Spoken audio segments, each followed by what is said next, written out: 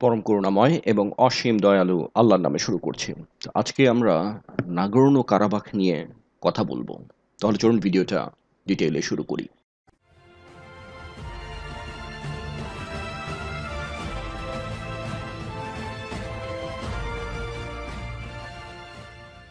নাগর্নো Karabakh দক্ষিণ Caucasus অঞ্চলে অবস্থিত একটি এলাকা, যা লেসার ককেসাস পর্বতশ্রেণীর দক্ষিণ পূর্বে প্রসারিত এলাকা জুড়ে বিস্তৃত রয়েছে।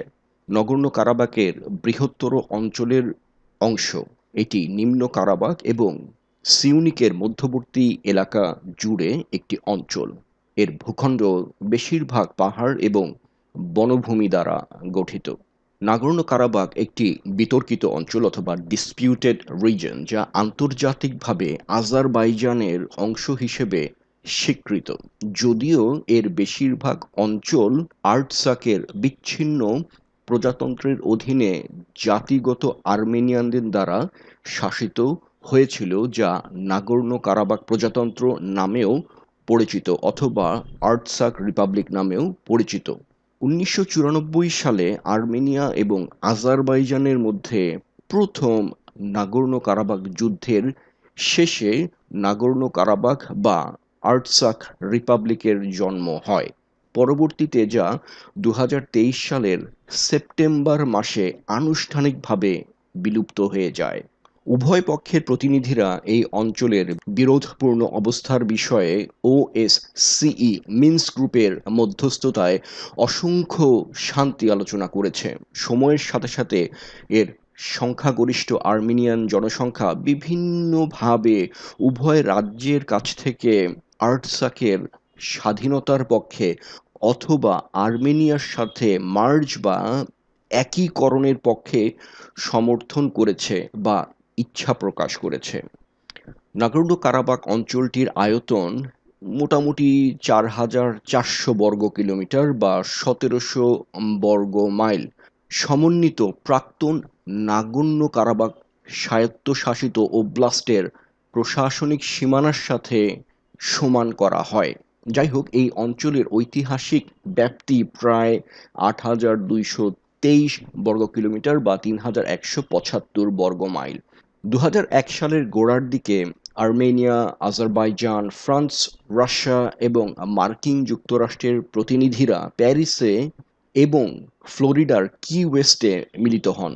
তবে পশ্চিমাদের আলোচনাগুলি মূলত গোপন রাখা হয়েছিল এবং অনুসরণ করা হয়নি বলেই জানা যায়। অক্টোবর মাসের ৭ তারিখ ২০০২ সালে মলদোভার রাজধানী শিশনুতে সিআইএস এর শীর্ষ সম্মেলনের সময় শান্তি আলোচনায় মিনস্ক গ্রুপের সহযোগিতায় আর্মেনিয়ান এবং আজারবাইজানীয় উভয় দেশের প্রতিনিধিরা আলোচনার জন্য উপস্থিত হয়েছিল। তাদের মতে ১০ বছরের ওএসসিই মধ্যস্থতা যথেষ্ট কার্যকর ছিল না। ১৯ ডিসেম্বর ২০১৫-তে সার্গেইসিয়ান এবং ইলহাম আলিয়েভ এই দুজনের পৃষ্ঠপোষকতায় সুইজারল্যান্ডের বার্নে একটি শীর্ষ সম্মেলন অনুষ্ঠিত হয়। রাষ্ট্রপতিরা সহিংসতার ঝুঁকি কমাতে চলমান পিস টককে সমর্থন করেন এবং একটি নিষ্পত্তিতে জড়িত থাকার জন্য তাদের প্রস্তুতি নিশ্চিত করেন। মিনস্ক গ্রুপ দ্বারা আয়োজিত ইলহাম আলিয়েভ এবং সার্গেসিয়ানের মধ্যে শেষ শীর্ষ সম্মেলনটি ১৬ অক্টোবর ২০১৭ সালে সুইজারল্যান্ডের জেনেভাতে অনুষ্ঠিত হয়েছিল। রাষ্ট্রপতিরা আলোচনা প্রক্রিয়াকে শক্তিশালী করতে এবং যোগাযোগের লাইনে উত্তেজনা কমানোর জন্য যথাযথ পদক্ষেপ নিতে সম্মত হয়েছিলেন।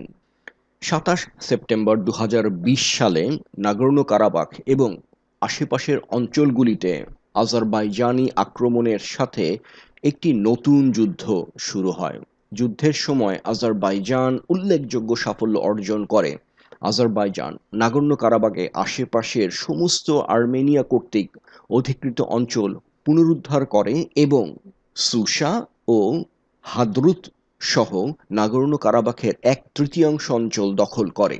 যুদ্ধটি ১০ নভেম্বর ২০২০-এর শেষ হয়েছিল, যখন আজারবাইজান, আর্মেনিয়া এবং রাশিয়ার মধ্যে একটি ত্রিপক্ষীয় যুদ্ধবিরতি চুক্তি স্বাক্ষরিত হয়েছিল, যার অধীনে নাগর্নো কারাবাখের আশেপাশের সমস্ত অবশিষ্ট আর্মেনিয়ান কর্তৃক অধিকৃত অঞ্চলসমূহ আনুষ্ঠানিকভাবে আজারবাইজানের নিয়ন্ত্রণে ফিরিয়ে দেওয়া হয়েছিল। যুদ্ধ পরবর্তীকালে এই আর্মেনিয়া অধ্যুষিত আর্টসাখ রিপাবলিক আর্মেনিয়ার সাথে শুধুমাত্র একটি রুশ নিয়ন্ত্রিত সংকীর্ণ করিডোর দ্বারা যুক্ত ছিল, যা এই অত্র অঞ্চলটিকে একটি র্যাম্প রাজ্যে পরিণত করেছিল। 19 সেপ্টেম্বর 2023 সালে বেশ কয়েক মাস স্থায়ী অবরোধের পর আজারবাইজান নাগর্নো কারাবাখে একটি নতুন বড় আকারের সামরিক অভিযান শুরু করে, যার ফলে আর্মেনীয় আর্টসাখ রিপাবলিক বাহিনীর দ্রুত পতন ঘটে, যার ফলে আজারবাইজান বিজয় লাভ করে এবং আর্টসাখ রিপাবলিকের বিলুপ্তি ঘটে যায়। এই অঞ্চল থেকে প্রায় সমগ্র আর্মেনিয়ান জনগোষ্ঠী বহিষ্কার হয়ে যায় এবং তারা মেইনল্যান্ড আর্মেনিয়া, যা তাদের মাতৃভূমি, সেখানে ফিরে যেতে শুরু করে এবং প্রাক্তন আর্টসাখ রাজধানী স্টেপেনাকার্ট অথবা খানকেন্দিতে আজারবাইজানীয় নিরাপত্তা বাহিনী প্রবেশ করে পুরো অঞ্চল নিজেদের দখলে নিয়ে নেয়। একটা কথা বলে রাখা ভালো, নাগর্নো কারাবাখের যেই ক্যাপিটাল, সেই ক্যাপিটালটাকে আর্মেনিয়া বলে হচ্ছে স্টেপেনাকার্ট এবং আজারবাইজানিরা সেই অঞ্চলটাকে বা সেই শহরটাকে বলে হচ্ছে খানকেন্দি। মিনস্ক গ্রুপের প্রাক্তন মার্কিন কো-চেয়ার রিচার্ড ই হোগল্যান্ড মিনস্ক গ্রুপের সাথে তার কাজের প্রতিফলন করে লিখেছেন যে গ্রুপ দ্বারা খুব খুব কম সফলতা অর্জন হয়েছে। এটা একটা ক্রিটিসিজম যেটা করেছে হচ্ছে মার্কিন যুক্তরাষ্ট্র। তিনি পরামর্শ দিয়েছেন যে মিনস্ক গ্রুপ তার মিশনকে পুনরায় সংজ্ঞায়িত করে, যেমন তার অনুমোদিত ম্যান্ডেট পুনর্গঠন সক্ষম করে, অন্যথায় এটি আন্তর্জাতিক কূটনীতির একটি কৌতূহলী ব্ল্যাক ওয়াটার হিসেবে চলতে পারে। মিনস্ক গ্রুপের আরেক প্রাক্তন মার্কিন সহ সভাপতি ক্যারি কাভানাফের মতে সংগঠনের ঐক্যমত ভিত্তিক সিদ্ধান্ত গ্রহণের প্রক্রিয়া এবং ঘৃণায়মান নেতৃত্ব এটিকে অবকাঠামোভাবে ত্রুটিপূর্ণ হিসেবে পরিবেশন করেছে শান্তি প্রবর্তক হিসেবে কাজ করার জন্য এবং জাতিসংঘ শান্তি এবং সুবিধার জন্য আরও ভালো ভূমিকা রাখতে পারত। টমাস ডি ওয়াল, কার্নেগি ইউরোপের একজন সিনিয়র ফেলো, পরামর্শ দিয়েছেন যে ফ্রান্স আর্মেনিয়া এবং আজারবাইজানের সাথে আরও ভারসাম্যপূর্ণ সম্পর্ক, যেমন জার্মানি বা সুইডেনের মতো অন্য একটি ইউরোপীয় দেশের পক্ষে তার সহ-সভাপতির অবস্থান ছেড়ে দেয় বা একটি ইইউ ব্যাপী অবস্থান, সেই অবস্থানটা সে নিতে পারে। বিশ্লেষক লরেন্স ব্রয়ার্সের জন্য মিনস্ক গ্রুপের ভবিষ্যৎ অস্পষ্ট রয়ে গেছে। এর ব্যর্থতা, যেমন স্বনিয়ন্ত্রণ এবং আঞ্চলিক অখণ্ডতার কাউন্টারভেইলিং নীতির ভারসাম্য রক্ষার প্রচেষ্টার আদর্শিক অস্পষ্টতার মতো কারণগুলির কারণে এর গোপনীয়, সংকীর্ণ এবং টপ ডাউন মোডাস অপারেটিভ এবং 2011 সাল থেকে সারগর্ভ দুর্নীতির কূটনীতির ওপর কার্যকারিতার জন্য এটি ডিফল্ট, যখন মাঝে মাঝে দূরবর্তী রাজধানীতে খুব কম বা কোনো মিথক্রিয়া ছাড়াই শীর্ষ সম্মেলন আর্মেনিয়া এবং আজারবাইজানীয় সমাজের জন্য শান্তি প্রক্রিয়াকে পরখ করে তুলেছিল। ব্রয়ার্স ক্রমবর্ধমান বহুমুখী বিশ্বের সেটিংসে মিনস্ক গ্রুপকে ঠান্ডা যুদ্ধ পরবর্তী ইউনিপোলার বিশ্বের একটি নিদর্শন বলে মনে করেন। আজারবাইজানে ওএসসিই এর মিনস্ক গ্রুপ জনপ্রিয় নয়।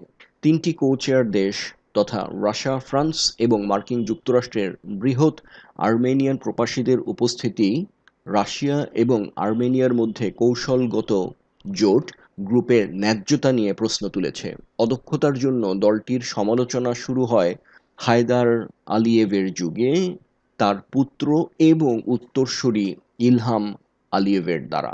2020 নাগর্নো কারাবাখ যুদ্ধের সময় ফ্রান্স আজারবাইজানে বিশেষভাবে কঠোর সমালোচনা পেয়েছিল। সেখানে ওএসসিই মিনস্ক গ্রুপের সহ-সভাপতির পদে থাকার জন্য অযোগ্য হিসেবে দেখা হয়েছে। ফ্রেঞ্চ সিনেট নাগর্নো কারাবাখের স্বাধীনতার স্বীকৃতির আহ্বান জানিয়ে একটি প্রস্তাব পাশ করে। আজারবাইজানের সংসদ ফ্রান্সকে মিন্স্ক গ্রুপ থেকে বহিষ্কারের আহ্বান জানিয়ে একটি প্রস্তাব পাশ করে। 12 জানুয়ারি 2022-এ আজারবাইজানের নেতা ইলহাম আলিয়েভ বলেছিলেন যে আজারবাইজান কারবাখ ইস্যুটি মোকাবেলা করার জন্য ওএসসিই মিন্স্ক গ্রুপের প্রচেষ্টাকে বাধা দেবে, কারণ তিনি এটিকে মীমাংসিত বলে মনে করছিলেন। তিনি সহ-সভাপতিদের মধ্যে ঐক্যের অভাব এবং তাদের মধ্যে সম্মত একটি এজেন্ডার অনুপস্থিতি এবং আজারবাইজান ও আর্মেনিয়ার সেই এজেন্ডাটির অনুমোদনের দিকে ইঙ্গিত করেছিলেন। সো ঘটনা হলো এটাই যে আম, আজারবাইজান এবং আর্মেনিয়ার মাঝখানে এবং আজারবাইজানের যেই ভূখণ্ড, ওই ভূখণ্ডের মাঝখানে মেইনল্যান্ড আর্মেনিয়া থেকে বিচ্ছিন্ন একটা এনক্লেভ বা ছিটমহল হচ্ছে নাগর্নো কারাবাখ। এবং ওই অঞ্চলটা আহ, দুই দেশের দাবি ছিল, বহুবার এই দুই দেশ যুদ্ধ করছে ওইটার জন্য। ফাইনালি এই সেপ্টেম্বর মাস 2023 সালে আর্মেনিয়া সম্মত হয় যে ওইখানে, ওই এলাকায় নগর্নো কারাবাখে যে আর্মেনিয়ানরা রয়েছে তাদেরকে সে আর্মেনিয়াতে নিয়ে যাবে এবং ওই এলাকা, যেই এলাকা আজারবাইজানের মধ্যে, ওইটা আজারবাইজান তাদের আম, তা- তাদের যে অধিকার সেটা পুনঃপ্রতিষ্ঠা করবে এবং এই যুদ্ধের এবং এই কনফ্লিক্টের এখানেই সমাপ্তি হয়ে গেছে। এবং ভবিষ্যতে নাগর্নো কারাবাখ নিয়ে আমার মনে হয় না আর কোনোদিন কোনো যুদ্ধ বিদ্রোহ আলোচনা সমালোচনা হবে, কারণ এটা এখন একটা পার্মানেন্ট সেটেলমেন্ট হয়ে গেল। একটা দেশের মধ্যে একটা এনক্লেভ করে ওইটা আরেক দেশের মালিকানায় ছেড়ে দেওয়া অথবা ওই জায়গাটাকে নিয়ে দুই দেশের মধ্যে একটা দ্বন্দ্ব লাগায় রাখা, এটা হচ্ছে একটা মানে বদমাইশিরই একটা অংশ আর কি। এটা কে করছিল? মোস্ট প্রবাবলি সোভিয়েত ইউনিয়ন ভেঙে যাবার পরে যখন আম, এই দুই দেশ সোভিয়েত ইউনিয়ন থেকে আলাদা হয়ে যায়, তখন এই জায়গাটা তথা এই নাগর্নো কারাবাখ নিয়ে এই দুই দেশের মধ্যে সংঘাত শুরু হয় এবং এটা এই 2023 সালের সেপ্টেম্বর মাসে এসে একটা পিসফুল রেজলিউশন পেল আর কি। সো এই ছিল নাগর্নো কারাবাখ নিয়ে আর্মেনিয়া এবং আজারবাইজানের মধ্যে যেই সংঘর্ষ, জটিলতা, এইটার একটা ইতিবৃত্তান্ত। এবং আরেকটা কথা এখানে বলে রাখতে চাই, সেটা হচ্ছে আজারবাইজানকে সাপোর্ট করছে হচ্ছে তুরস্ক, আর্মেনিয়াকে সাপোর্ট করছে হচ্ছে ইরান এবং আম, আজারবাইজানকে ইসরায়েলও সাপোর্ট করছে। এবং এটাই একটা প্রধান কারণ ছিল আজারবাইজানকে ইরানের সাপোর্ট না করার। সো ভিডিওটি ভালো লাগলে লাইক, শেয়ার, কমেন্ট এবং চ্যানেল সাবস্ক্রিপশনের রিকোয়েস্ট থাকবে। ইনশাল্লাহ দেখা হবে আগামী পর্বে। সবাই ভালো, সুস্থ এবং সুন্দর থাকবেন। খোদা হাফেজ।